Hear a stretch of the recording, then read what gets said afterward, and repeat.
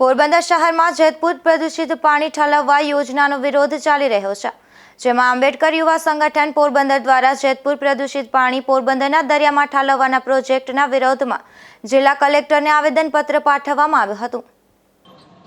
આજરોજ અમે પોરબંદરવાસી ડૉક્ટર આંબેડકર યુવા સંગઠનના બેનર નીચે એક આવેદનપત્ર કલેક્ટર સાહેબને અર્પણ કરવા માટે આવ્યા હતા.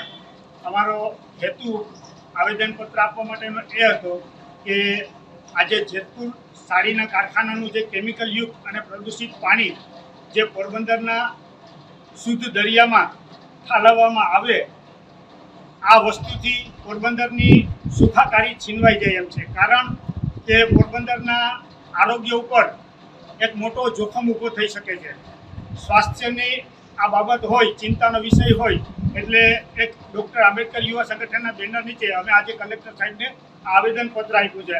આના ઘણા બધા નુકસાનના કારણો છે કે એક તો પોરબંદરના દરિયામાં જે પાણી ઠાલવશે એનાથી ખેતીવાડીને નુકસાન થશે, એ ઉપરાંત લોકોના આરોગ્ય સાથે નુકસાન થશે અને દરિયાઈ જે જીવસૃષ્ટિ છે એ પણ ઘણી બધી વ્યાપક પ્રમાણમાં નાશ પામશે.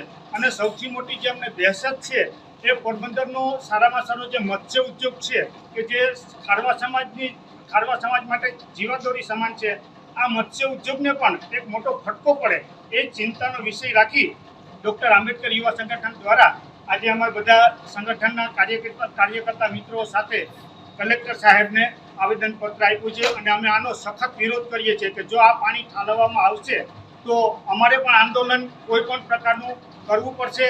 એની અમે સાહેબને અપીલ કરી છે અને વિનંતી કરી છે. જો આગામી દિવસોમાં આ વસ્તુ રોકવામાં નહીં આવે તો સાગર સેતુ બચાવ સમિતિ છે એને અમારું પૂરેપૂરું સમર્થન છે અને એની સાથે રહી અને અમે આંદોલન પણ કરશું. જય હિન્દ.